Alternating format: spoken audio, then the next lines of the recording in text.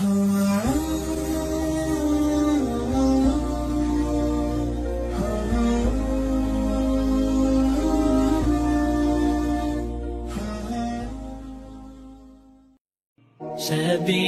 الدموع سبيل مريح تنهدى يا صاحي كي تستريح.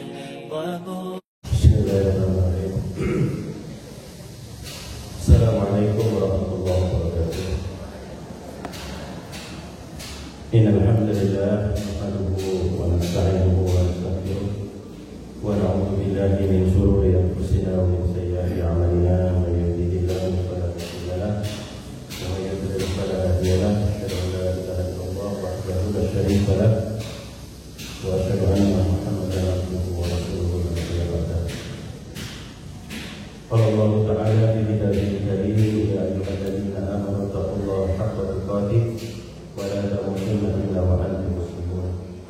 يا أيها الناس اتقوا ربكم الذي خلقكم من نفس واحدة وخلق منها زوجها وبث منهما رجالا كثيرا ونساء واتقوا الله الذي تساءلون به والأرحام إن الله كان عليكم رقيبا. اللهم صل وسلم على نبينا محمد وعلى آله وأصحابه ومن تبعهم بإحسان إلى يوم الدين. أما بعد. Alhamdulillah, kita bersyukur kepada Allah Subhanahu wa Ta'ala atas semua nikmat yang diberikan sehingga kita pagi ini bisa berkumpul dalam kondisi sehat walafiat. Mudah-mudahan yang diuji dengan sakit segera disembuhkan. Kita sampai di pertengahan bulan Sya'ban. Mudah-mudahan kita masih bisa sempat untuk menemui bulan Ramadan, ya, sehingga kita bisa mengoptimalkan semua amalan di bulan Ramadan ini. Baik ibu-ibu yang dimuliakan Allah Subhanahu wa Ta'ala, pada kesempatan ini saya akan coba sharing tentang satu topik yang saya beri judul amalan-amalan yang menghilangkan bencana. Saya mulai dari satu hadis Rasulullah SAW. Agak begitu jelas ya? Jelas ya? Oh, yang depan jelas. Jadi hadis ini sebetulnya menceritakan tentang kondisi di akhir zaman. Dan ternyata kalau kita lihat hadis ini, itu hampir semua yang ada di hadis ini sudah terjadi. Jadi akhir zaman itu akan dipenuhi dengan bencana demi bencana. Ya, di sini Rasulullah SAW bersabda, la taqumus sa'ah. Yang pertama, akan terjadi kiamat, cirinya yuqbadul ilm, akan dicabutnya ilmu. Maksudnya apa? Salah satu tafsir dari penjelasan dari para ulama adalah diwafatkannya banyak ulama. Yang kedua, ilmu itu, penjelasan kedua, ilmu itu hanya sekedar dicatat, tapi nggak pernah diamalkan. Ibu-ibu, wah, rajin majelis taklim, bikin seragam.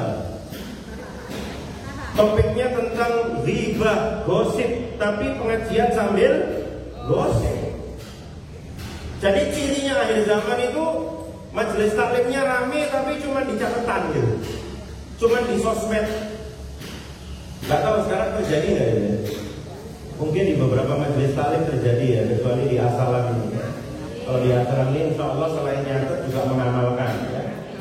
Walaupun mengamalkannya kadang cuma seminggu, ya, sehari, tapi yang penting diamalkan.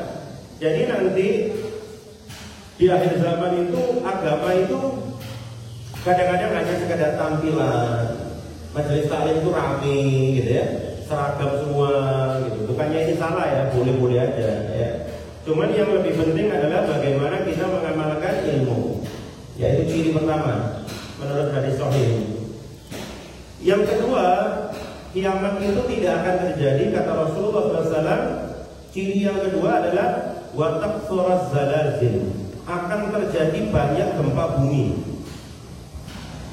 Ya, jadi hari kiamat itu nggak akan terjadi kalau tidak ada bencana gempa bumi.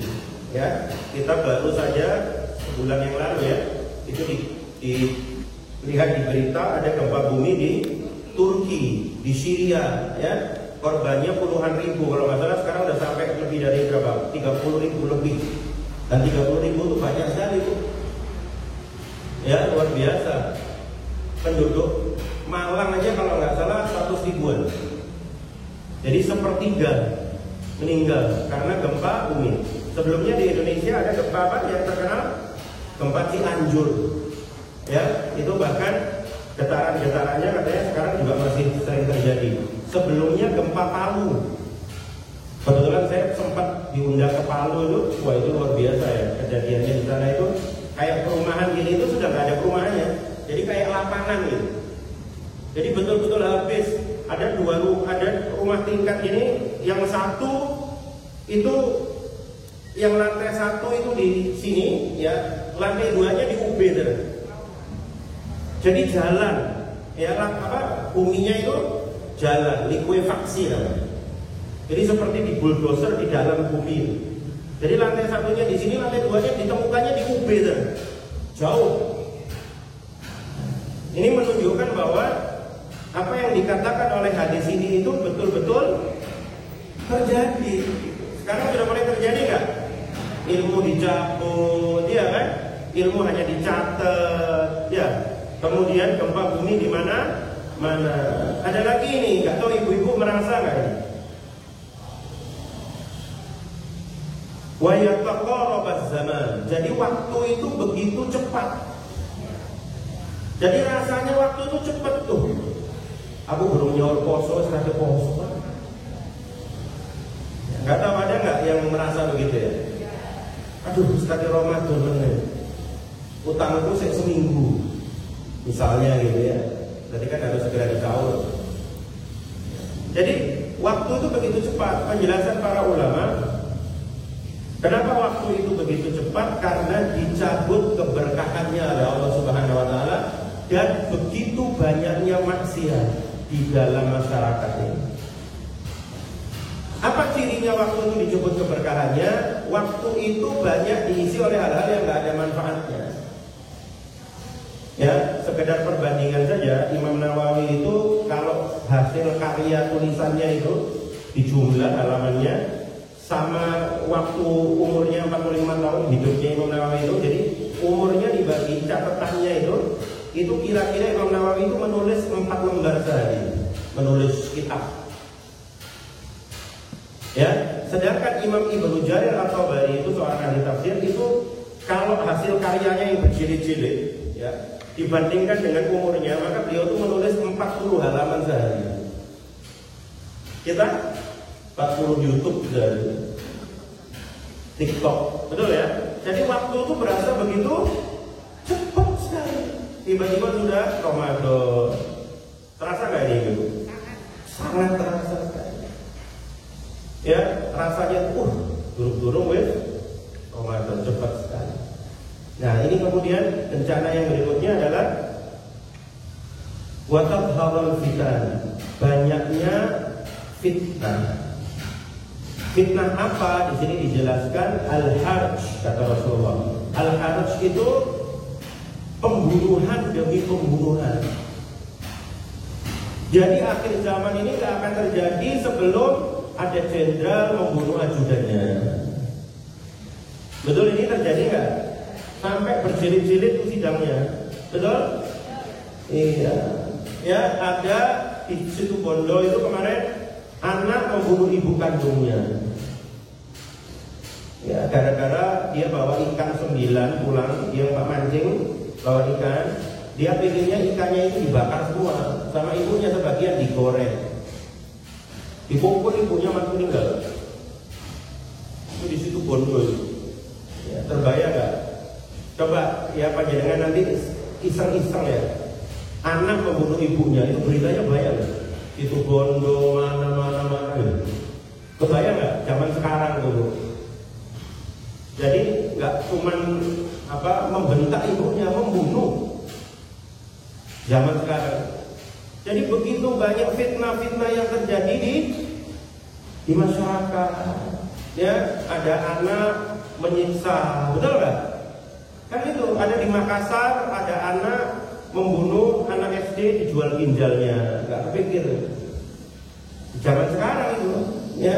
Jadi apa yang dikatakan oleh Rasulullah SAW ini, yang dikatakan al-harj, ya, pembunuhan, ya, kemudian gempa bumi, waktu begitu cepat, ya, dicabutnya ilmu, itu kan bencana itu, betul ya? Nah, itu terjadi di akhir zaman ini, penuh dengan bencana.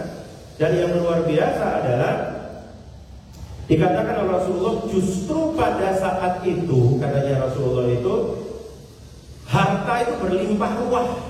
Banyak masyarakat itu yang kaya raya, kaum muslimin itu kaya raya, betul ya? Karena kan begitu kan dibanding zaman dulu loh. Zaman saya dulu sekolah itu Bu, yang kuliah di kedokteran itu yang bawa mobil sepeda motor itu bisa dihitung Bu. Betul ya? Sekarang dosennya aja sampai nggak dapat parkir. Betul ya? Itu terjadi. Dulu tuh pakai angkot tuh sekolah loh, jalan kaki. Ya sekarang wah hampir semuanya SMA aja pada pakai mobil tuh. Dia kan jadi SMA Tugu itu, betul? Kaya raya, harta melimpah ruah, tapi anak bunuh ibunya, gempa bumi di mana-mana, waktu begitu cepat, majelis taklim kadang-kadang cuma kayak foto-foto toy. Ya kan, bukan nggak boleh foto ya, boleh, cuman jangan cuma dicatat gitu, tapi harus diamalkan. Ya, jadi banyak sekali terjadi fitnah-fitnah di tengah masyarakat. Nah, itulah kenapa kita mengambil topik ini itu kenapa? Karena memang kita itu sudah masuk di akhir-akhir zaman. Gimana supaya tidak terjadi bencana ilmu, bagaimana nggak terjadi gempa bumi, ya? Bagaimana tidak terjadi fitnah di keluarga kita, di lingkungan kita, ya kan? Bagaimana nggak terjadi pembunuhan, bagaimana kita bisa menolak ya semua bencana-bencana yang ada di akhir zaman. Ya, jadi ini latar belakangnya. Kenapa kita mengambil topik ini? Nah, bagaimana sekarang seorang muslim itu mensikapi ya akhir zaman yang begitu dipenuhi dengan fitnah? Yang pertama kata para ulama itu adalah rujuk ilallah, kembali kepada Allah. Dalam hal apa? Dalam semua hal. Dalam bertutur kata, dalam berpakaian, betul?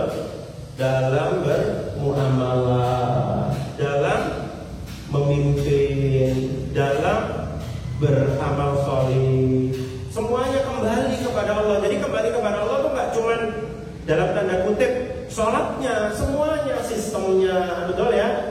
Ibu-ibu mulai dilihat saya bermuamalah dengan tetangga itu sesuai enggak dengan Allah dan Rasulnya, betul nggak? Dengan dandan itu sesuai enggak dengan Allah dan Rasulnya? Semuanya dikembalikan kepada Allah.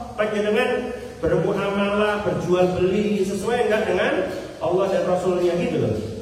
Ya, rujuk ilallah. Di sini ada ayatnya, surat Rum ya, ayat ke-41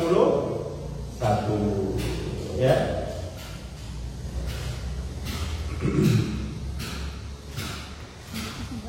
Allah Subhanahu wa taala berfirman, "Dhaharal fasadu fil barri wal bahri bima kasabat aydin nas." Telah nampak kerusakan di darat dan di laut disebabkan oleh perbuatan tangan manusia. Jadi kalau terjadi kerusakan, semuanya itu sebetulnya karena apa?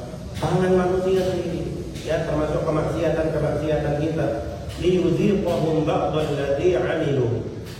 Agar supaya kata Allah itu mereka merasakan sebagian dari akibat perbuatan mereka.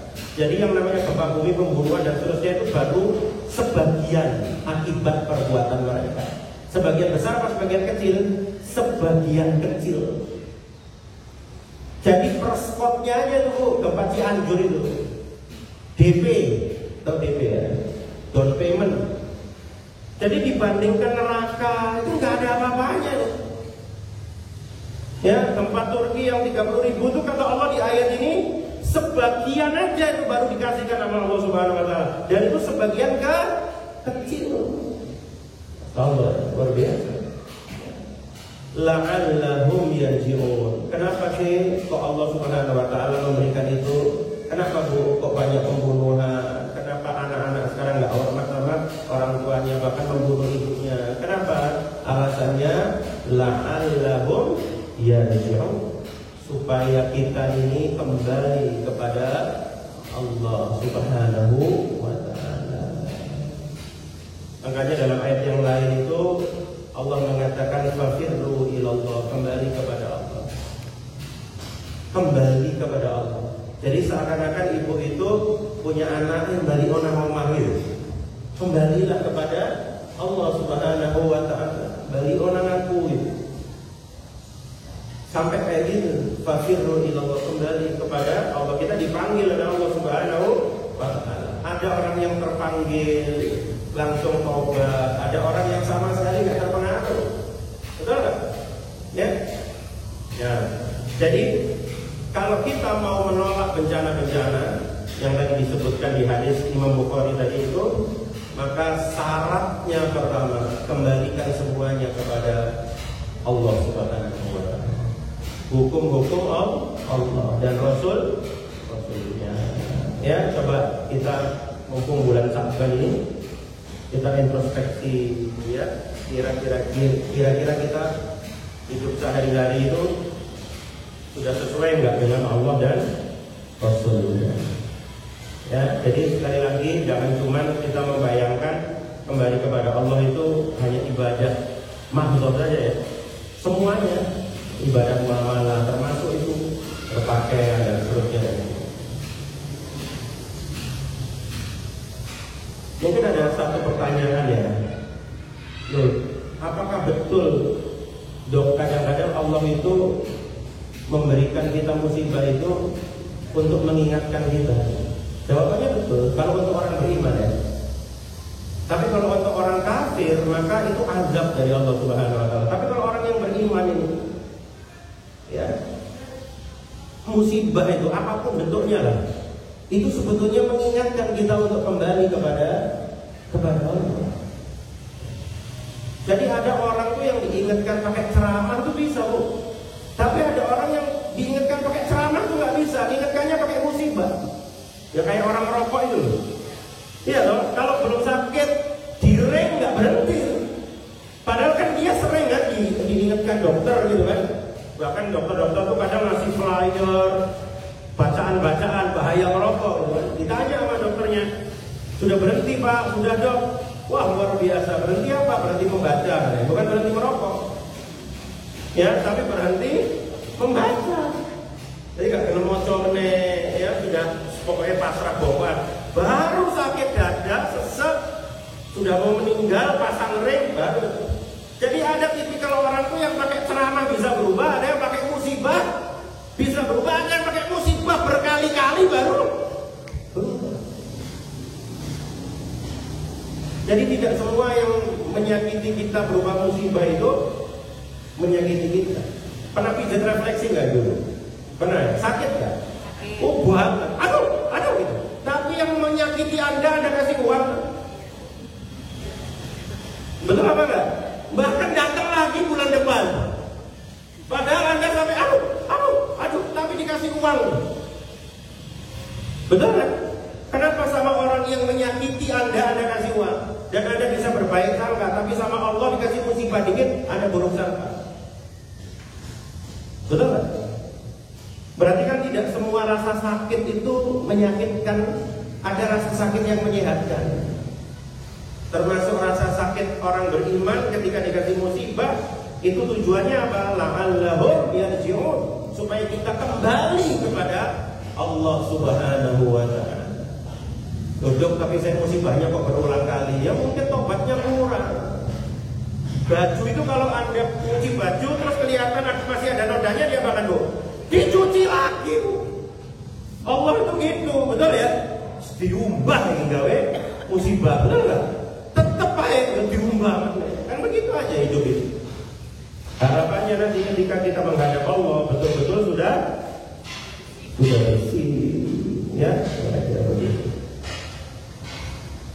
ya, jadi ada yang berubah.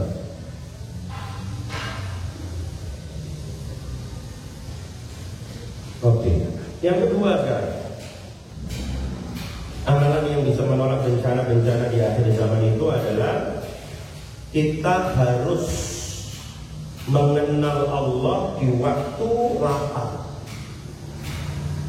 Jadi kalau ibu itu sekarang sehat, rezeki melimpah, anak baik, itu saatnya kita mengenal Allah. Nanti ketika kita sakit, Allah itu ingat sama kita. Saat kita banyak musibah, betul Bu ya, Allah itu ingat sama. Nah, kebanyakan manusia itu kalau lagi seneng, lapang, dia lupa tuh sama Allah Subhanahu wa Ta'ala. Ya, ini hadisnya, ini hadis sebetulnya ini hadis nasihatnya Rasulullah kepada Ibnu Abbas radhiyallahu taala anhuma. Ihfazillah yahfazka. Jagalah Allah, niscaya Dia Allah akan menjagamu. Maksudnya menjaga Allah itu yang menjaga kewajiban-kewajiban kita kepada Allah, ya. Jadi kalau kita menjaga Allah, maka Allah akan menjaga kita. Ihfazillah tajidhu amamak. Jagalah Allah, niscaya engkau akan dapati Dia di hadapanmu, melindungi kita, memberikan kita jalan keluar, menunjukkan kita jalan ketika kita bingung akan memilih. Ya, itu maksudnya. Ta'arraf ilallah fil raqa, dan kenali Allah di waktu lapang, ya'rifka fi syiddah, maka Allah Subhanahu wa Ta'ala akan mengenalmu di waktu sempit. Ya, jadi sekarang ini kalau Anda sedang mendapatkan kelapangan demi kelapangan, coba banyak-banyak istighfar, banyak-banyak menyebut Allah, banyak-banyak sedekah, ya. Gitu. Jadi jangan sampai lupa sama Allah, karena ini Allah Subhanahu wa Ta'ala sedang memberikan kita kelapangan dalam segala hal. Ketika kita sehat, ya kita ingat sama Allah, gunakan kesehatan itu untuk beribadah kepada Allah Subhanahu wa Ta'ala. Ya, jangan sampai justru digunakan untuk hal-hal yang dibenci oleh Allah Subhanahu wa Ta'ala. Ya. Makanya orang-orang yang dalam hadis yang lain, ya, orang-orang yang pada saat sehatnya itu dia istiqomah melakukan amal ketaatan. Misalnya ibu-ibu ya, istiqomah baca Quran tiap hari. Pokoknya tiap hari itu pasti baca Quran. Dan nanti pada Allah, ini bukan doa ya, ibu-ibu ditakdirkan sakit di ICU misalnya, seminggu nggak sadar, maka seminggu itu ibu dicatat baca Quran. Ya, seminggu itu. Sekarang bayangkan, ini bukan doa ya, ada orang mulai balik sampai umur 50 tahun, dia tuh tiap hari kalau nggak uzur ke masjid, tiap hari sedekah subuh, setiap hari tilawah Quran, betul? Tiba-tiba 50 sakit koma sampai 5 tahun ke depan. Maka 50 sampai 55 tahun itu dia setiap hari tetap dicatat ke masjid, dia tetap dicatat sedekah subuh, dia dicatat tilawah Quran, tetap dicatat ngaji di masjid selama 5 tahun, padahal dia tergolek koma di rumah sakit. Loh, ada loh yang vegetatif state tuh di rumah sakit Saiful Anwar sampai 12 tahun. Anaknya orang pakai Indonesia, tapi udah meninggal. 12 tahun vegetatif state, nggak meninggal pun nggak bisa normal. Nah, kalau bayangkan aja kalau dia sebelumnya itu sedekah tiap hari 12 tahun itu dia tetap dicatat sedekah, karena waktu lapang dia ingat sama Allah, waktu dia di ICU Allah ingat sama dia, oh ini hambaku tiap hari sedekah. Ya Bu, bayangkan, kita kan nggak tahu Bu, kita nanti matinya sedek, kok masih 10 tahun. Betul apa enggak? Gak ada yang tahu kan? Betul? Ada yang di rumah dokter sudah, ya ibaratnya itu kalau di medis itu paliatif, Sudah nggak bisa diobati, cuma dikontrol nyerinya, dibuat nyaman, dihibur di rumah, nggak bisa diapa-apain lagi. Mau gimana? Kankernya udah menyebar ke paru-paru, ke tulang belakang, ke otak, orangnya udah nggak kuat untuk di kemo, nggak kuat untuk radioterapi. Mau diapakan? Pulang. Paling sakitnya dikontrol sama ahli nyeri, betul? Ke masjid nggak bisa. Bayangin kalau dia sebelumnya ke masjid bertahun-tahun. Makanya hadis ini tuh luar biasa. Bahkan bukan cuma menolak bencana, pada saat bencana datang pun amalan ini tuh Masya Allah. Makanya Bu, mumpung panjenengan ini masih bisa jalan ke majelis taklim. Mumpung dompet si ono isine sedekah subuh. Terutama ya, saya bolak-balik mengulang sedekah subuh. Kenapa? Karena didoakan oleh malaikat itu sedekah yang luar biasa di hadapan Allah Subhanahu wa Ta'ala. Nah, kalau ibu nggak mau ke masjid subuh, di rumah bikin kotaan, tulis sedekah subuh. Jadi sebelum surup itu sudah harus dimasukkan, Bu. Bukan 7:30 pagi, sudah telat, betul ya, sebelumnya. Seperti itu. Saya pernah ceramah di Asalam, di masjid ini, sedekah subuh. Ada anak muda, nggak sebut namanya ya, sulit bayar kuliah. Waktu dengerin ceramah saya pada Allah waktu itu ya, ceramah subuh, dia tuh akhirnya rutin Bu, 500, 1.000, 700 gitu.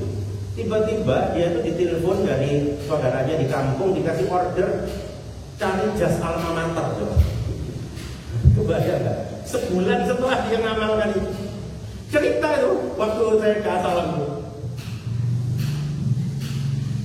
Coba, Insya Allah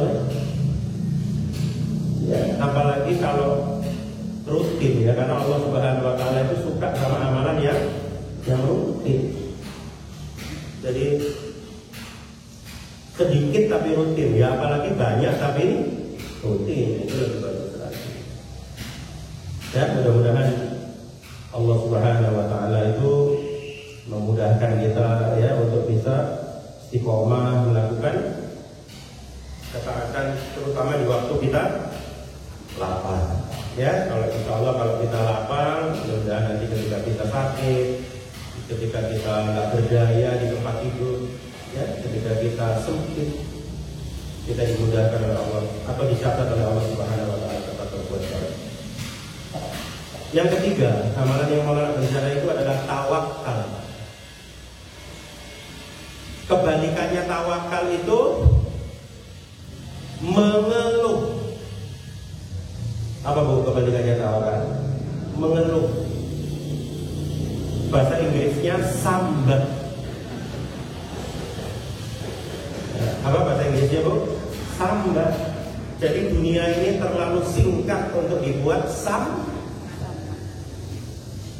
Jadi kalau kita nggak mau datang bencana, ojo kakean sambat. Tuh, urip kok cek panas sih. Tuh, cek angin gitu kan. Bahkan bangun pagi kok mesti isu meneh. Jadi sambat. Jadi kebalikannya tawakal itu orang tuh ngeluh aja. Bisa jadi ya, coba lihat ayatnya ya. Wa may yatawakkal 'ala Allah fahuwa hasbuh. Barang siapa bertawakal kepada Allah, niscaya Allah akan cukupkan keperluannya. Jadi kalau ibu sekarang rasanya gak cukup-cukup, berarti kakean sambat. Mafhum mukhalafahnya kan gitu, kebalikannya, betul? Kalau ibu tawakal dicukupkan, betul? Berarti kalau ibu nggak cukup, kebanyakan apa? Ngeluh, nggak ada tawakalnya, nggak berserah diri kepada Allah. Itu sebabnya kenapa ibu nggak cukup sekarang. Betul apa betul? Betul apa betul banget? Itu ibu kebanyakan sambat, semua konco pengajian disambat. Semua tetangga didatangi, sambat dari ujung jalan sampai ujung jalan. Aku loro, aku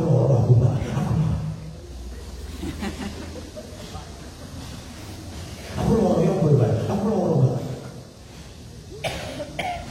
Sambat. Padahal sambat itu tidak mengurangi nyeri, apalagi berat badan. Kamu kurang ya sambat itu.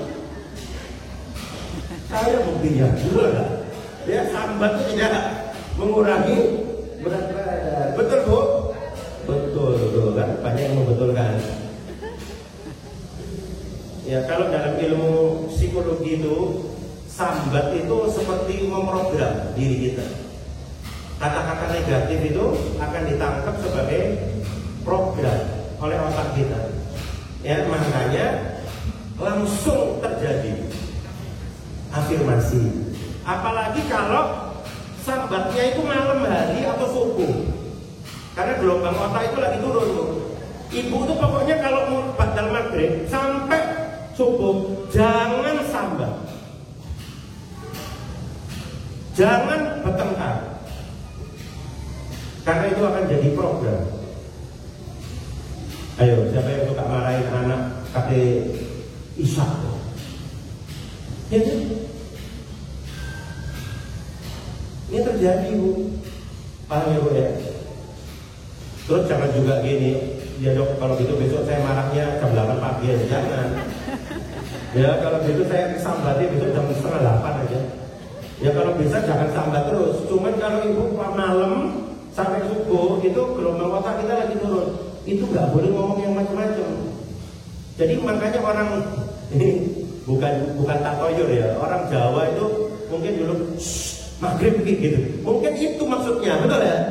Sekarang itu diteliti sama psikologi, ternyata ketika gelombang otak turun udah malam itu jadi program. Makanya Anda kalau mau anaknya lebih bisa menghafal Quran, sebelum tidur itu ada afirmasi. Oh anak Umin ini pinter hafal Quran. Sebelum tidur waktu anaknya gitu, itu langsung dimasukkan ke alam bawah sadar. Itu risetnya dilakukan di Prancis ya. Namanya riset itu Emile Coué namanya. Dan riset ini diulang di Fakultas Kedokteran UI oleh Dr. Nina Kamalasari, spesialis penyakit dalam konsultan geriatri. Beliau sekarang wakil direktur Rumah Sakit Persahabatan di Jakarta. Jadi penelitiannya Emile Coué itu pasien itu diminta mengulang kata tertentu selama 20 kali sehari. Bunyinya dalam bahasa Prancis, tous les jours on the view to the news on you. Jadi ibu kalau mengulang kata-kata itu, insya Allah nggak terjadi perubahan apa-apa, karena nggak ngerti ya. Ya, itu kalau diartikan dalam bahasa Indonesia, itu artinya kira-kira gini: dari hari ke hari dalam segala hal, saya akan menjadi lebih baik dan lebih baik. Day by day, in every way, I'm getting better and better. Ya, dari hari ke hari dalam segala hal, saya akan menjadi lebih baik. Nah sebetulnya kan kita berdoa itu kan lebih dahsyat daripada itu kan, betul nggak? Misalnya Anda berdoa gini, la haula wala quwwata illa billahil aliyyil azim. Loh, itu lebih dahsyat daripada tulejuhan depan the view you. Cuman Anda nggak pernah ngulang sebanyak itu. Dan kalau zikir kadang-kadang nggak ngerti artinya, betul nggak? Itu loh. Ya jadi zikir itu kalau kita resapi ya dengan jiwa yang penuh tawakal. Misalnya Anda baca gini, la haula wala quwwata illa billahil aliyyil azim, tawakkal hasbunallah wa ni'mal wakil. Oh itu lebih dahsyat daripada bahasa Prancis tadi itu. Cuman Anda itu hasbunallah wa ni'mal wakil, orang kok kayak ini. Nah itu masalahnya. Jadi hasbunallahnya sekali, sambate mulai jalur yang kanan sana sampai sini. Kabeh tonggo di tulis di Facebook, ya Rob, wah ini kenapa aku? Lu iya kan, zikirnya nggak seberapa, sambatnya, oh, betul apa? Betul banget Bu. Jadi masalahnya sebetulnya betul kata Allah kan, yang mendatangkan bencana itu diri kita sendiri ya. Kebanyakan sambat, kurang tawakal. Bayangin lu, Nabi Allah Ibrahim itu ini api udah di depannya, nggak ada sambat, cuman baca hasbunallah wa ni'mal wakil. Nabi Yunus sudah dalam kegelapan ikan paus, betul? Enggak gini, ya Allah, kok ketemu saya enggak gitu? La ilaha illa anta subhanaka inni kuntu minadh dhalimin. Diulang-ulang ratusan kali, ribuan kali. Lebih dahsyat enggak dari penelitian Prancis tadi? Tapi hati ini sambil tawakal. Ya Allah, izinkan aku melihat keindahan dari semua takdirmu. Kadang-kadang kita tuh nggak tahu loh, betul nggak? Takdir Allah tuh kayak apa nantinya itu kita nggak paham, betul? Sambil baca hasbunallah wa ni'mal wakil, udah tawakal sama Allah, udah serahkan sama Allah. Yang penting kita usaha, betul? Sakit ke dokter, ke rumah sakit, usaha. Akhirnya kayak apa? Serahkan sama Allah. Kalau gitu kita tenang apa enggak? Tenang. Ibu ngantar anak sekolah ke TKITA Salam, ya udah serahkan sama gurunya, nanti jemput. Ibu nggak masang CCTV kan di sini? Belum jawab anakku enggak. Ibu tawakal aja sama gurunya. Kan begitu kan? Nggak banyak mengeluh. Hati-hati. Dan biasanya orang yang paling banyak mengeluh itu paling banyak dikeluhkan. Itu di mana-mana ya. Makanya jangan, hati-hati. Jangan banyak mengeluh nih.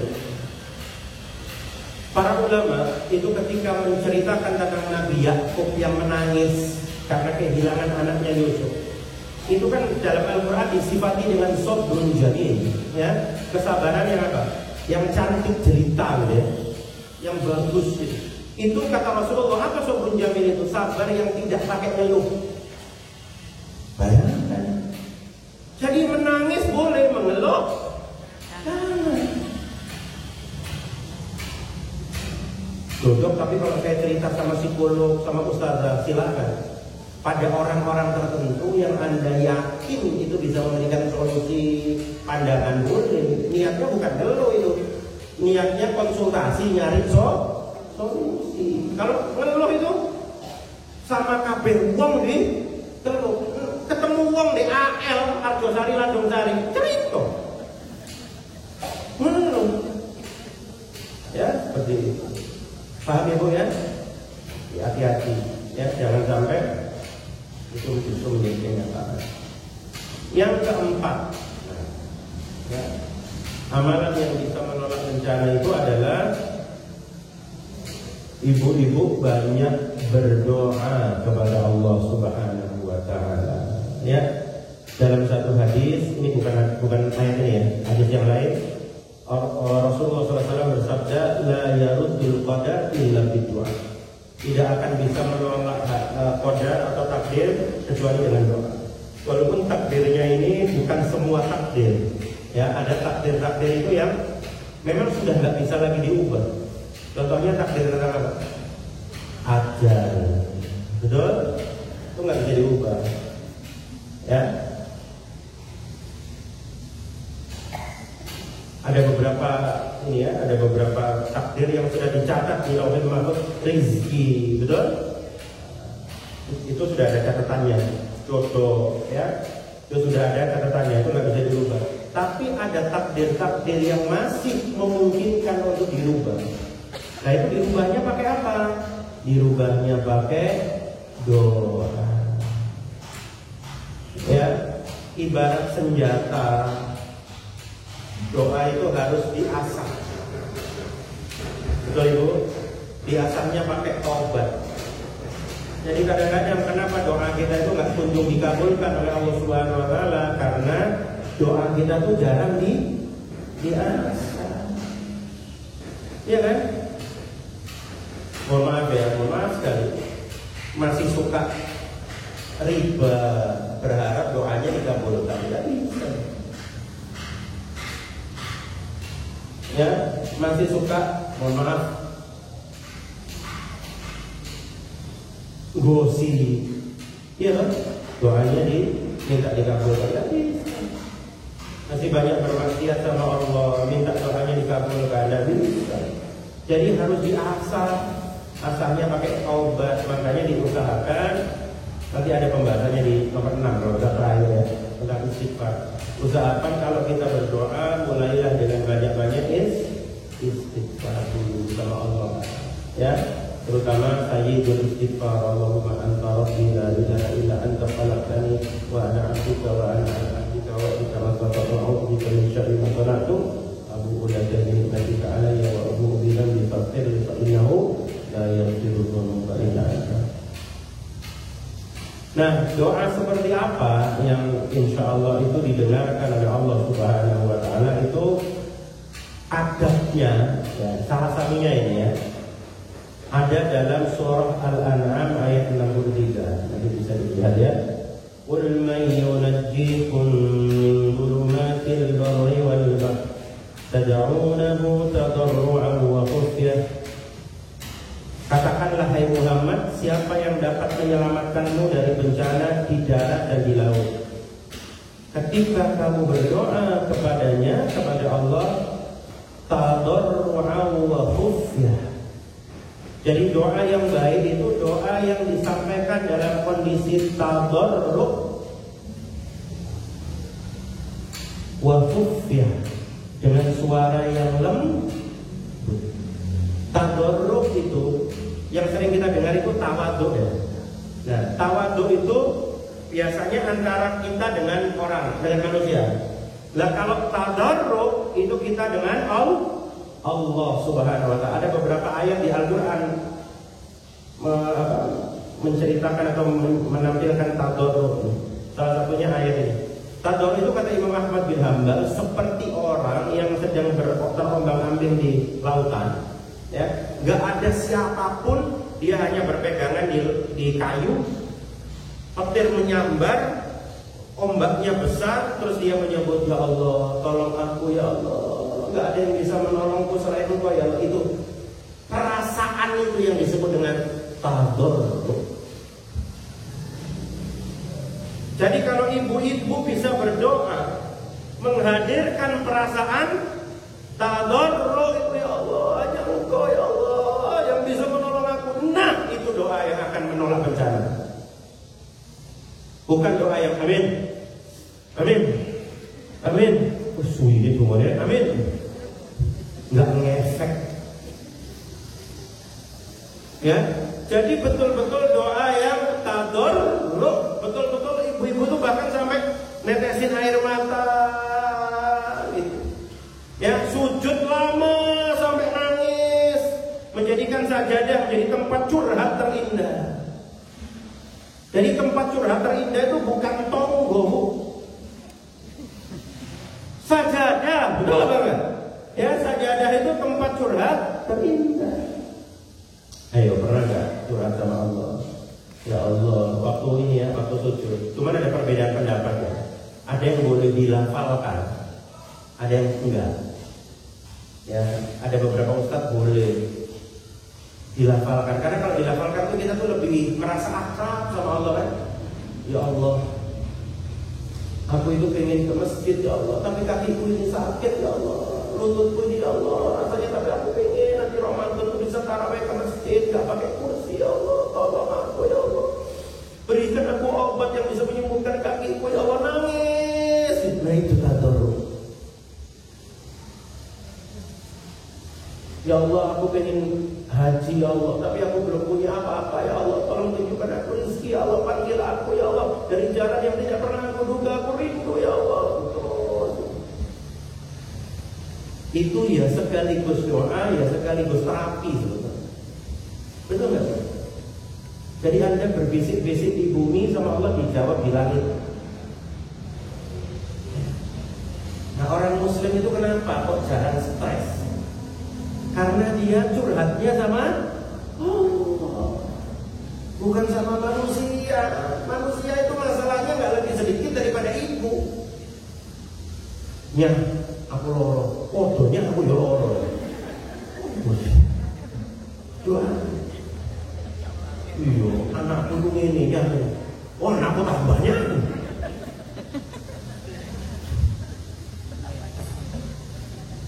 Pernah ngalami itu? Curhat, tetap dicurhati balik.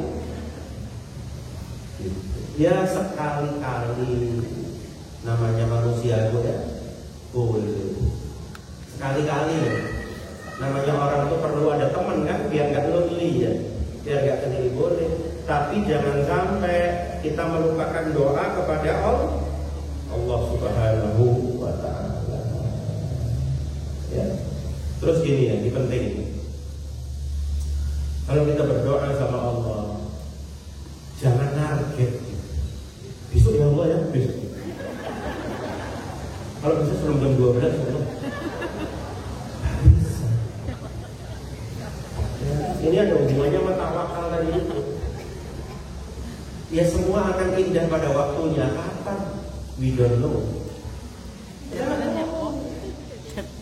Ya serahkan semuanya kepada Allah. Ibu kadang kan suka gitu kan, Allah kalau bisa sebelum tanggal 7 Maret gitu. Seperti itu. Kapan Allah memberikannya? Wallahu a'lam. Ya tawakal kepada Allah Subhanahu. Tapi Allah itu janji ya.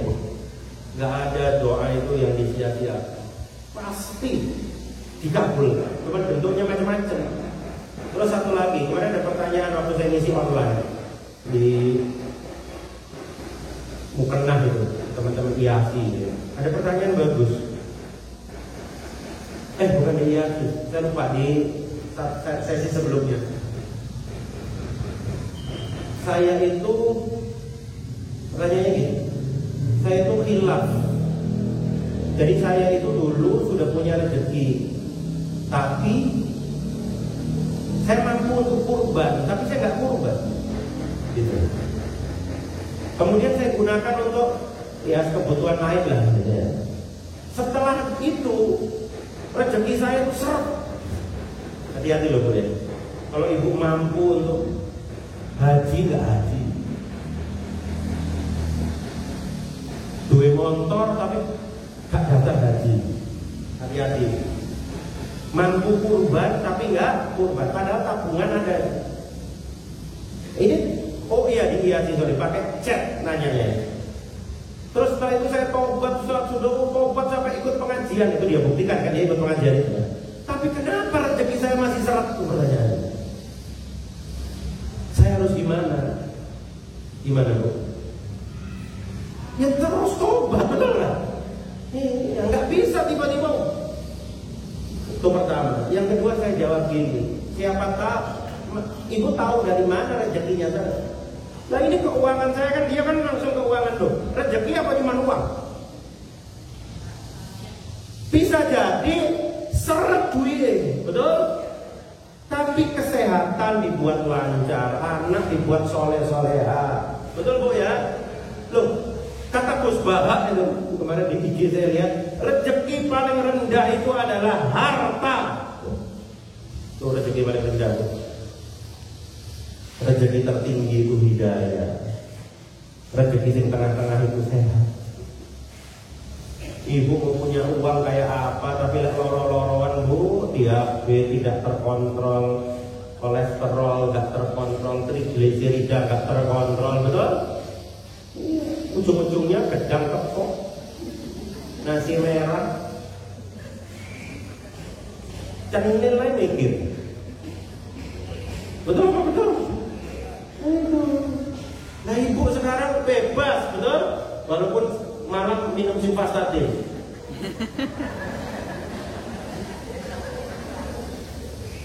Walaupun pagi minum glimepiride, metformin, betul nggak ya? Tapi saya lumayan terkontrol, alhamdulillah. Orang udah minum glimepiride, metformin, atorvastatin, betul nggak? Pancet, nggak terkontrol. Ini yang mesem-mesem ini kayaknya minum. Iya kalau sudah usia-usia itu wajar Bu, asal terkontrol, betul ya? Kurang Dok, ya saya ditambah amlodipin 10 mili Bu ya, hipertensi. Ya kan kira-kira gitu kan obatnya orang sepuh kan? Ya dikit-dikit kadang-kadang minum natrium diklofenak, betul ya? Supaya nggak nyeri-nyeri, kira-kira begitu. Oke, Bu, kembali ke ayat ini. Jadi banyak-banyaklah curhat lewat doa-doa ibu kepada Allah Subhanahu wa Ta'ala. Bahkan cukup dikatakan orang itu sombong ya, kalau dia itu nggak mau berdoa kepada Allah Subhanahu wa Ta'ala. Jadi dipaksa. Kadang-kadang kita kan doa itu males ya, kayak nggak butuh gitu. Padahal Allah itu paling suka kalau kita itu berdoa. Dan itu insya Allah akan menolak bencana-bencana yang akan turun, baik pada diri kita, keluarga kita dan seterusnya. Ya. Itu yang keempat. Yang kelima, kalau kita ingin menolak bencana, maka kita harus banyak memudahkan hidup orang lain. Ya, memudahkan hidup orang lain. Jadi justru saat hidup kita ini rasanya sulit, Bu, harusnya kita ini justru memudahkan hidup orang. Ya, di sini ada satu hadis yang sahih diriwayatkan oleh Imam At-Tabrani.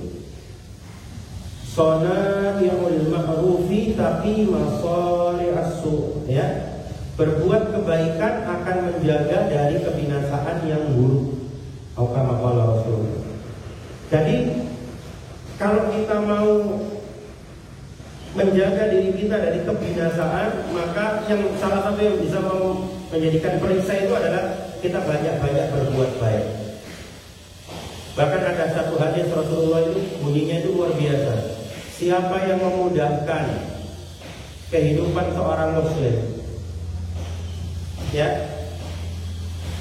memudahkan urusan, misalnya ya paling sederhana aja deh, ibu nganterin orang ke rumah sakit, betul? Itu kan memudahkan, nganterin orang urus BPJS. Itu lebih mulia daripada, kata Rasulullah ini hadisnya sahih, daripada iktikaf di masjidku selama 1 bulan penuh. Jadi jangan ngeremehkan. Ada orang kebingungan gitu kan, terus ibu anterin, betul?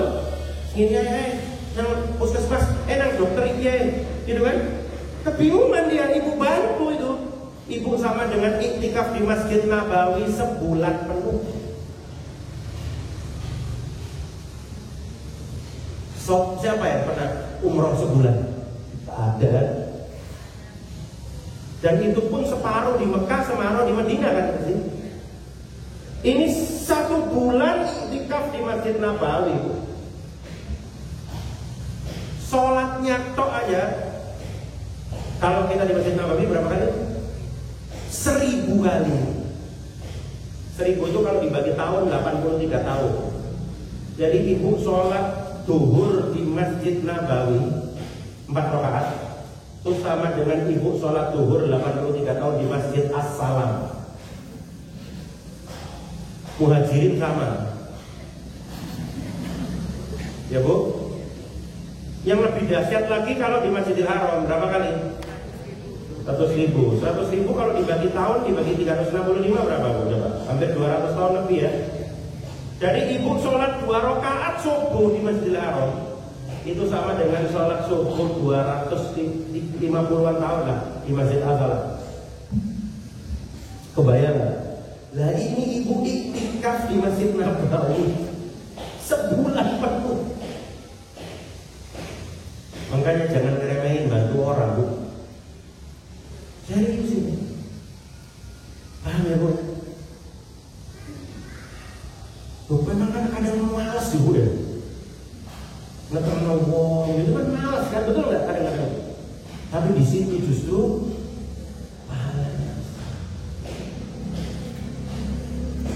paham itu. Tapi enak mana Bu, baca Quran di rumah, tele, mana dulu YouTube dulu, baca Quran mana? Amin kata ngomong nang rumah sakit Saiful Anwar. Lu lebih sorot nang Saiful Anwar, antrinya itu. Gak usah antri, parkir. Betul? Nah itu lebih mulia daripada sebulan. Makanya dokter itu kalau ikhlas tuh pahalanya besar. Betul gak? Visite wong piro. Betul Bu? Kalau ikhlas, insya Allah tiap hari ke rumah sakit. Ibu sekali aja besok greges. Ngantar orang sehari aja, betul? Zakatnya harus greges. Sumpah nih kono. Betul apa betul? Ini kan kita pernah ngerasain semua kan? Assalamualaikum Allah. Istighfar ya kita ibu ya. Banyak-banyak istighfar. Terus ada lagi nih keutamaannya. Was-shadaqatu khafiyah tudfi'u ghadabar Rabb. Dan bersedekah secara sembunyi-sembunyi akan memadamkan murka Allah. Murka Rabb itu Allah Subhanahu wa taala. Jadi itu rupanya salah satu yang bisa menolak bencana itu bersedekah secara sembunyi-sembunyi. Loh, apakah nggak boleh bersedekah dengan terang-terangan? Boleh. Ya, cuma ini bahasanya kan penolak bencana. Sebaiknya ibu sedekah sembunyi.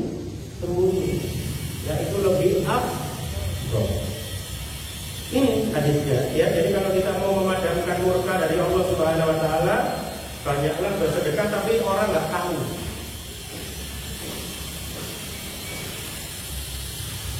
Kemarin itu ada, ini kan karena kebaikan saya boleh cerita ya. Ada senior kita kan meninggal, dokter Juju, dokter Bius. Itu dokter Juju itu dokter guru saya ya, dokter Bius senior lah di Malang. Waktu beliau meninggal itu semua terkaget-kaget tuh. Kok dimakamkannya di pondok yatim piatu Al-Ikhlas Singosari.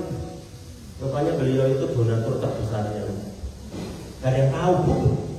Terus waktu beliau nyolati itu yang datang itu lembaga zakat ini, lembaga zakat itu. Karena hampir di semua itu beliau donatur besar.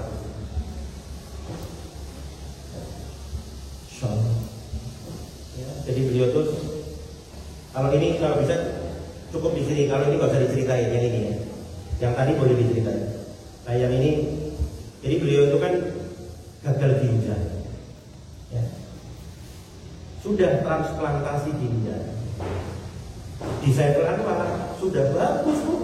Oh, seneng. Ginjal istrinya donor. 3 bulan kan nggak boleh keluar orang transplant ginjal itu karena khawatir infeksi. Kurang seminggu beliau ke rumah sakit. Nah inilah ajal itu. Aku bosen aku tak mau melo operasi, aku jadwal aku gitu. Kita dijadwalkan bius. Jenuh katanya itu. Qadar Allah karena infeksi paru.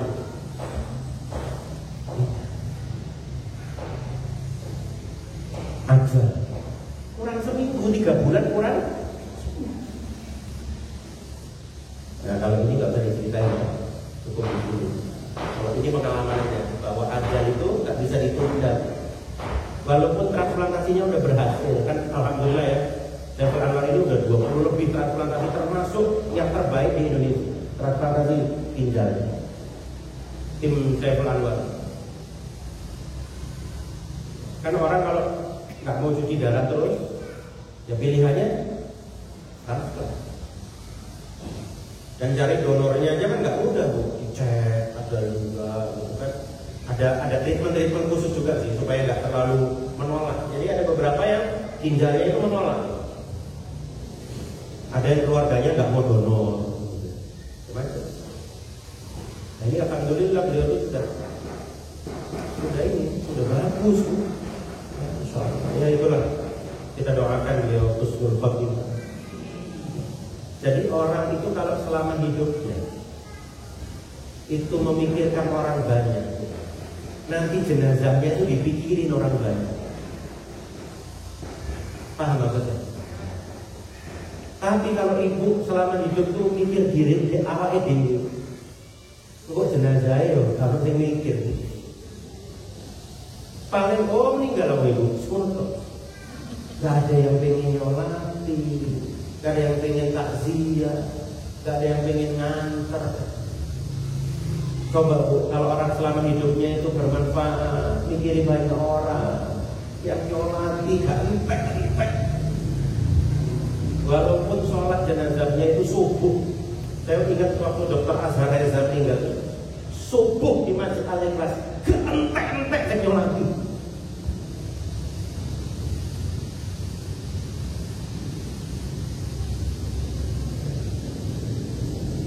Paham ya maksud saya? Makanya ibu ojo mek mikir awake dhewe. Supaya nanti jenazah kita itu yang nyolati banyak. Betul? Berbuatlah walaupun dalam diam, dalam hening. Nanti Allah itu ya.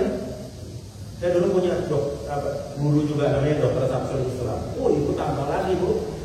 Yang nyolati habis-habis panti asuhan Muhammadiyah semuanya.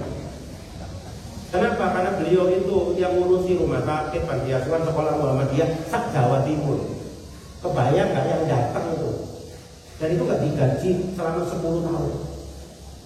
Bahkan beliau mengeluarkan uang. Saya tahu karena saya pernah jadi asisten pribadinya beliau sak monitor.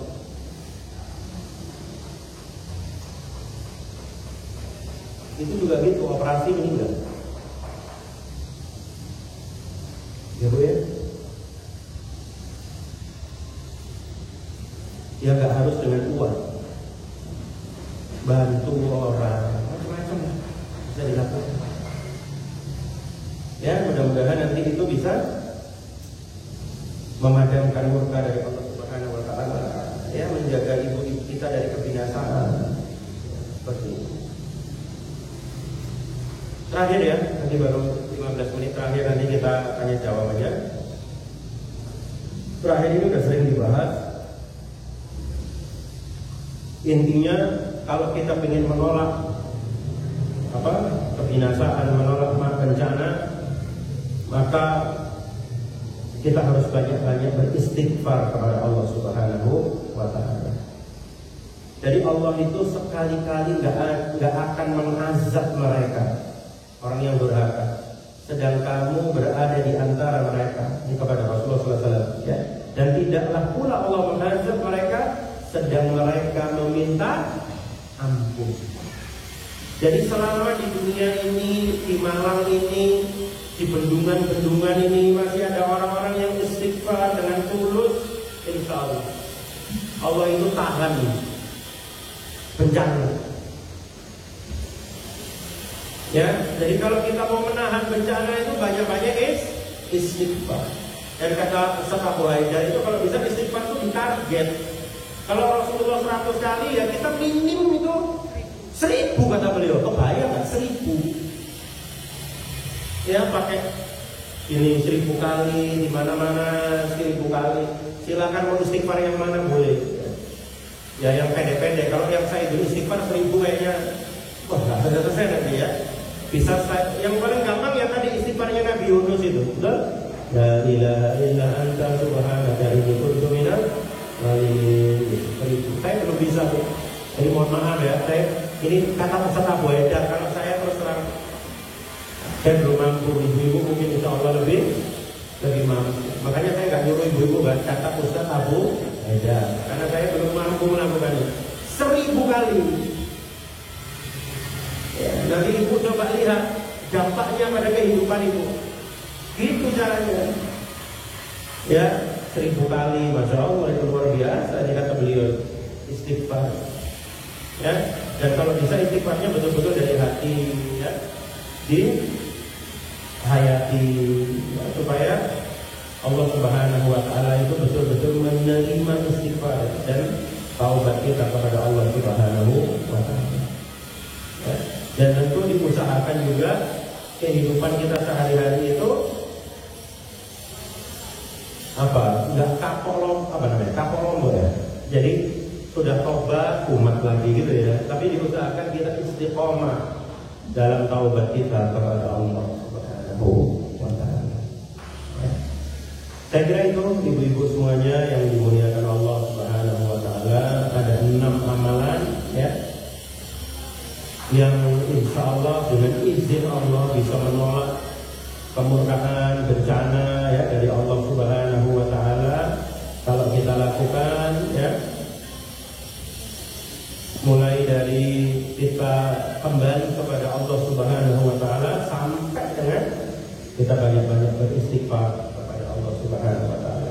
Di tengah-tengahnya jangan lupa kita banyak-banyak memudahkan hidup orang lain ya, membantu orang-orang yang barangkali membutuhkan pertolongan kita. Siapa tahu atas pertolongan kita kepada orang lain itu Allah nanti akan kita saat kita terkena musibah, ya, atau terkena bencana, atau syukur-syukur qadar Allah sebelum bencana itu turun udah ditolak sama Allah Subhanahu wa taala atas sebab kita memudahkan hidup orang lain yang kesulitan.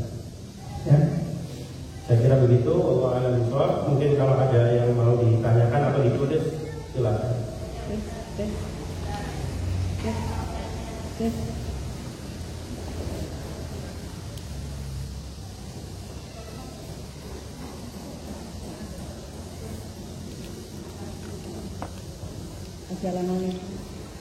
Assalamualaikum warahmatullahi wabarakatuh. Ustaz, tadi yang mau saya tanyakan tentang yang masalah doa bisa menolak takdir yang kurang baik. Nah, tapi di situ tadi ada doa yang tidak bisa menolak takdir, antara lain ajal, kemudian rezeki. Nah, yang mau saya tanyakan rezeki ini Ustaz, apa tidak bisa misalnya kita tadinya itu rezekinya sempit, lalu kita berdoa, pas bersolawat, berzikir, berapapun, apa yang rezeki sempit tadi tidak bisa menjadi lebih luas karena doa-doa kita. Karena saya kok merasa aduh kalau rezekinya nggak bisa dilawan untuk diluaskan dengan doa, rasanya yang miskin jadi tetap miskin gitu. Mohon maaf, makasih. Ya.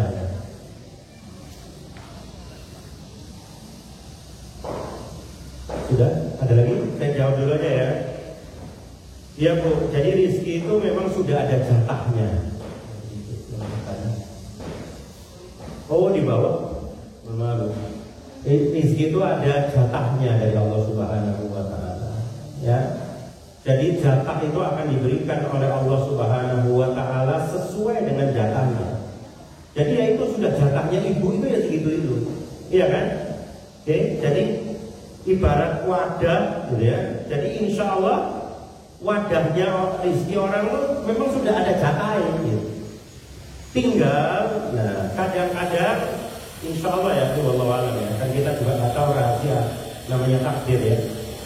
Bisa jadi doa ibu itu mempermudah, betul ya, mempermudah rezeki itu datang. Allah mempermudah, ditunjukkan jalannya sama Allah, betul ya. Dimudahkan ibu untuk menjemput rezeki, nggak males, betul ya. Nah doanya itu berpengaruhnya terhadap itu, karena rezeki itu kan harus dijemput Bu. Ya, doanya itu bisa jadi berpengaruhnya itu indirectly, secara tidak langsung. Ya, dimudahkan ibu untuk bergerak, dimudahkan ibu ketemu klien, dimudahkan ibu ketemu customer, betul? Dimudahkan ibu ketemu pasien yang dulu nggak jualan roti, saya jualan roti kayak budaya ya, Bu Mulyani Dea terkenal ya. Sesekali diundang tuh jadi Bu, ceritanya beliau tuh luar biasa tuh, jatuh bangunnya beliau itu benar. Dia tuh kan dulu kan nggak punya toko roti, dia tuh toko bahan roti di Kepanjen. Kan ceritanya gitu kan, jatuh bangun itu ujiannya hidupnya, tapi rezekinya memang ya butuh dari wong soge aja. Betul nggak? Nggak soge sih, kemudian itu soge pol, ya. Jadi memang dia jatahnya itu soge pol gitu. Oh, dan sedekahnya itu kadang saya 500 kotak. Loh iya toh? Wah kalau diundang ke sini kayaknya cocok loh. Sekali. Oh udah pernah ya? Nah itu ya, Bu Mulyani kenal ya? Ya. Oh yang belum pernah berarti nggak datang deh. Oh rotinya yang datang ya, rotinya. Rotinya datang, orangnya belum kan? Lu kok undang saya di ini Dr. Arif gitu. Ya saya kemarin kebetulan datang ke beliau tuh punya kayak tempat training gitu di dekat Poncokusumo tapi ke arah Gunung Bromo. Ya bangun rumah, tapi kata teman-teman, ini beliau ini iseng aja bangun rumah, iseng kalau beliau tuh bangun rumah. Ya memang ya itu rezekinya beliau. Coba bayangkan kalau beliau nggak berdoa. Ya beliau mungkin dari dulu ya jadi toko bahan roti, bukan jadi toko roti. Ngalamin nggak ibu kadang-kadang ditemukan nama orang terus jadi bisnis, betul? Ya. Moro-moro melok kajian gini terus, nah aku kok gak tuku kok gak gawe kuai gitu. Paham ya? Jadi doa-doa kita itu yang memudahkan kita untuk menjangkau rezeki yang sudah jatah kita itu. Tapi rezekinya sendiri insya Allah ya harus jatahnya segitu. Makanya ibu tuh gak usah iri, ibu. Ya, jangan suka ada loh orang tetangganya beli mobil baru, ibu dia demam. Ya kan, gak usah iri, sudah ada jatahnya masing-masing. Dan ibu kan nggak tahu, bisa jadi dia dikasih mobil tapi dicabut, anaknya nakal. Sopo yang ngerti? Ibu nggak dikasih mobil tapi anaknya baik, betul? Loh, ibu kan cuma ngelihat apa yang Allah kasih, bukan nggak lihat apa yang Allah ambil dari dia. Betul nggak? Bisa jadi dia, wah rumahnya banyak, anaknya nggak pernah datang ke rumahnya. Betul nggak? Bisa jadi dia bisa beli rumah, tapi nggak pernah di rumah. Betul apa enggak Bu? Ibu nggak bisa beli rumah, tapi di rumah terus. Bisnis di rumah kan? Nggak tahu. Bisa jadi ibu cuma lihat apa yang dikasih sama Allah. Ibu kan dia kan nggak pernah cerita apa yang diambil dalam hidupnya. Bisa jadi kebahagiaannya diambil, sehatnya sebagian diambil. Gitu ya Bu ya. Insya Allah ya, tentu ini sebatas pengetahuan saya. Dari ngaji ke banyak ustaz, yang namanya rezeki itu sudah ada jatah. Bahkan Ustaz Khalid Basalamah itu pernah cerita, dia punya teman, bapaknya itu koma berapa tahun gitu.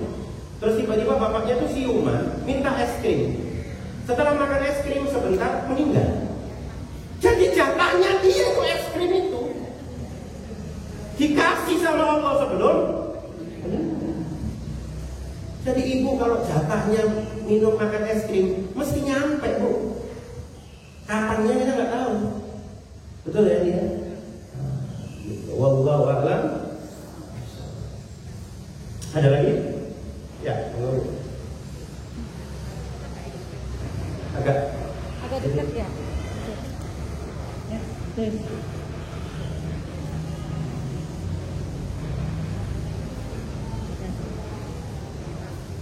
Assalamualaikum warahmatullahi wabarakatuh. Terima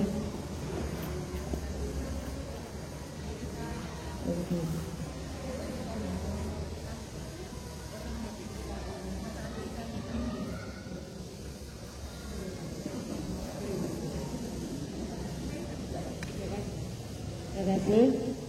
Yang saya tanyakan tadi tentang takdir, ya. Takdir tadi kan ada yang tidak bisa dirubah, yaitu ajal, rezeki dan jodoh. Sekarang yang kami tanyakan, kalau misalkan watak seseorang itu termasuk takdir bisa berubah pada. Misalkan wataknya sangat keras sehingga tidak mau menerima masukan orang lain, sehingga itu caranya tak seseorang supaya dia bisa lunak. Kemudian yang kedua, bencana yang kita alami, misalkan kita setiap hari menerima musibah beruntun, itu merupakan azab atau siksaan pada diri kita supaya kita tobat pada Allah. Dan yang terakhir, tadi ada pahala kita seperti di Masjid Nabawi. Apa hanya cukup dengan menolong apa ada alternatif yang? Terima kasih. Assalamualaikum warahmatullahi wabarakatuh. Ya.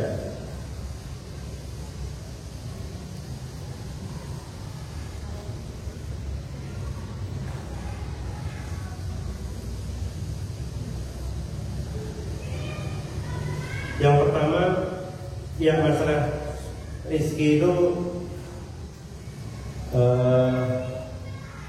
kalau yang saya pahami ya, tadi sudah saya tegaskan, walaupun memang ada mungkin ya, ada yang mengatakan rezeki itu bisa dirubah, tapi sepanjang yang saya pahami, saya baca, saya pernah mengikuti kajian, rezeki itu termasuk yang sudah ditetapkan. Ya, jadi doa itu lebih kepada memudahkan kita untuk menjangkau atau menjemput rezeki. Yang kedua tentang masalah watak. Ya. Jadi watak manusia itu sebetulnya tidak termasuk dalam takdir yang tidak bisa diubah. Dia bisa diubah. Ya. Wallahu a'lam bishawab, ya, sepengetahuan saya. Caranya salah satunya dengan ilmu. Kayak Umar bin Khattab itu kan wataknya bisa diubah. Seperti itu. Karena watak itu sebetulnya kalau teori psikologinya itu tidak hanya genetik, tapi juga pengaruh lingkungan. Seorang anak yang laki-laki sendiri, sedangkan keluarganya semua perempuan 4, ya mungkin agak berubah juga, betul kan? Ketegasannya mungkin berkurang. Ya, seperti itu. Sebaliknya barangkali dia keluarganya laki-laki semua, betul kan? Mungkin dia keras orangnya, atau bapaknya mungkin tentara, ya wataknya jadi lebih keras, gitu ya. Jadi watak itu sebetulnya insya Allah termasuk yang bisa dirubah dengan pendidikan, dengan tarbiyah, dengan pengajian di dalamnya, ya. Itu. Kemudian yang ketiga tadi, Bu, mohon maaf, tentang apa?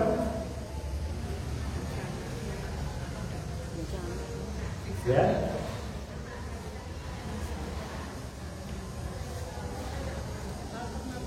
Oh, selain menolong orang.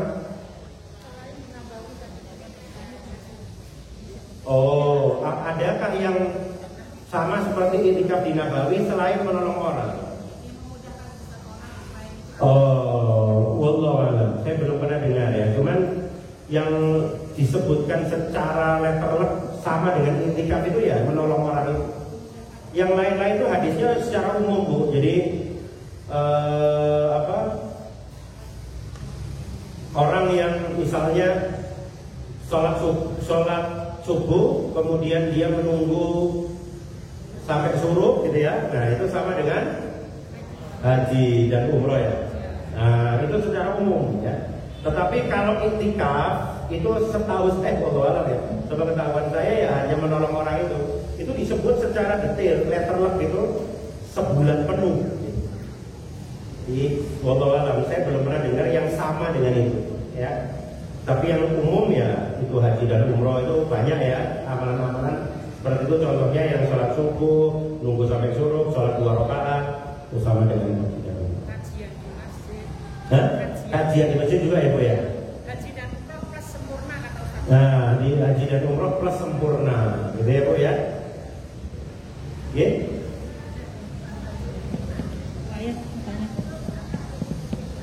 Wallahu a'lam. Setahu saya di masjid. Setahu saya. Ya. Jadi dilakukannya di masjid, baru pulang ke rumah. Wallahu a'lam. Saya nggak berani jawab. Ya. Cuma setahu saya biasanya dilakukannya kalau Rasulullah itu di masjid. Ya.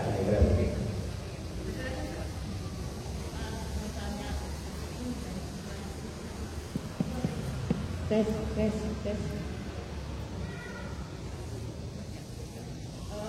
Kan kita ini sudah waktunya puasa dan kadang-kadang kita istighfar itu bermakna seperti latah gitu loh.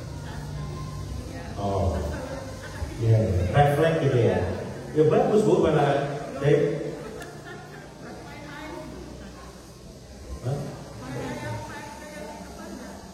Astagfirullahaladzim. Ya sudah kan bagus, Bu. Daripada yang lain kan. Iya, coba. Malaikatnya bingung ini kalimat apa gitu ya. Guyon, Bu ya. Malah bagus, Bu, kalau bisa refleksnya itu memang ya kalimat yang bagus gitu. Jadi kebiasaan. Itu barangkali memang karena orang itu terbiasa ya mengucapkan kalimat yang bagus. Jadi refleks yang keluar itu istighfar, kalimat thayyibah. Bagus, Bu. Jadi bukan guyon itu. Itu ya otak kita memang sudah terprogram seperti itu. Itu kan maksudnya, Bu. Enggak apa-apa. Nah, memang hati-hati kalau di kamar mandi gitu. Tapi kalau namanya refleks kan nggak bisa, Bu, dimaafkan ya toh. Kalau memang terpaksa gitu loh, ya. Kalau terpaksa. Kalau refleks kan kita kadang-kadang kalau udah maksudnya udah tua ya, Bu ya. Jadi kadang-kadang ada kecenderungan orang itu refleks gitu ya. Yang dijaga memang di kamar mandi. Ya, kalau di tempat-tempat lain ya nggak ada masalah. Ya. Insyaallah justru bagus.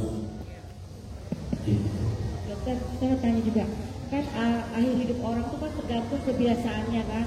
Jadi biasa-biasa istighfar atau apa, cuma yang saya herankan kok ada orang yang hidupnya tuh soleh, tapi kok akhirnya suul khotimah, misalkan dia murtad atau itu kenapa ya Ustaz? Kan dia kebiasaannya baik, kok bisa Allah takdirkan dia tuh buruk di akhirnya. Saya punya pengalaman teman seperti itu Ustaz. Ya. Itu gimana gitu? Iya, ya itulah tadi takdir yang tidak bisa diubah itu salah satunya adalah ajal, ya kematian. Termasuk kita mati di mana, kapan, dalam kondisi apa. Ya.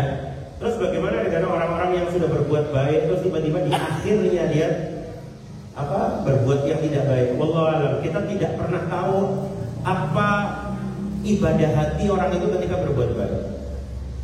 Paham ya maksud saya? Kan yang kita lihat itu kan dohirnya, betul ya? Padahal ada satu ibadah yang namanya ibadah qalbiyah. Ya, ibadah hati. Ya kalau kita cuma lihat, mohon maaf, di TV, oh dia soleh gitu ya, belum nggak ngerti kita apa yang terjadi dalam hatinya. Ya kita tidak menuduh gitu ya, tetapi pasti Allah itu akan memberikan hadiah husnul khotimah dan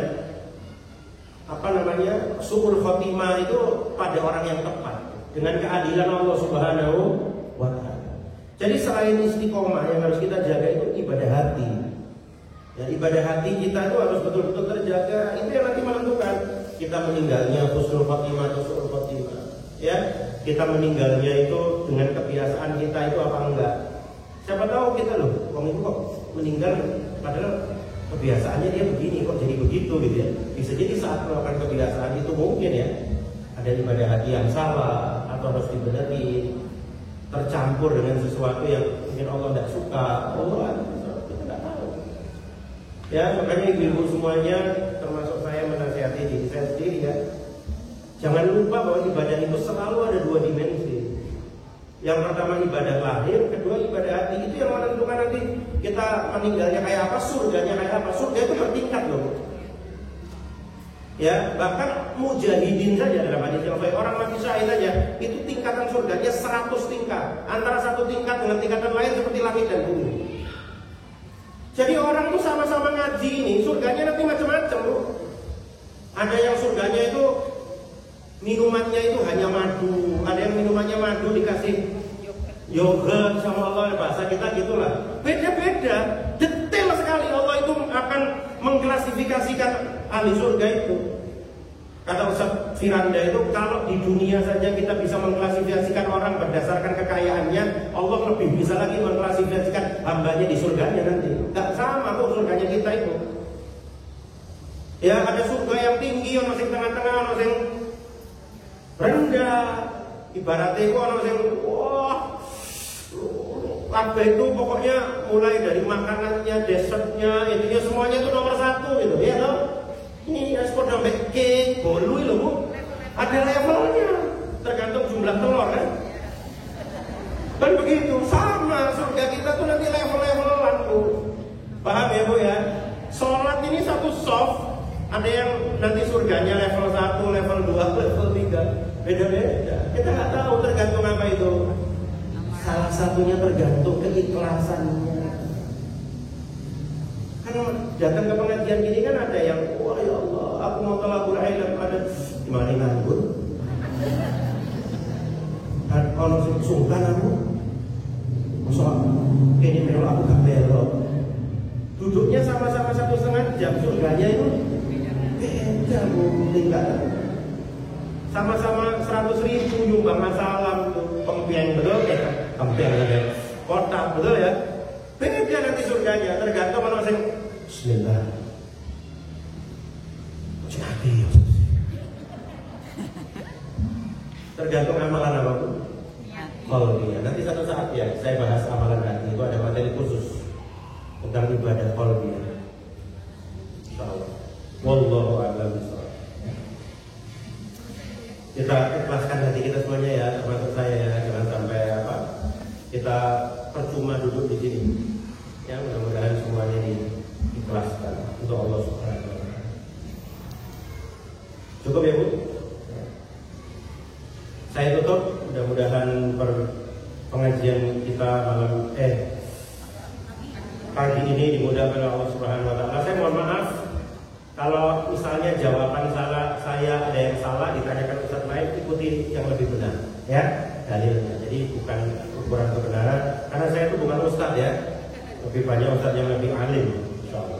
Mudah-mudahan bermanfaat ibu. Wallahu a'lam bishawab. Subhanakallahumma wa bihamdika asyhadu an la ilaha illa anta astaghfiruka wa atubu ilaik. Assalamualaikum warahmatullahi wabarakatuh.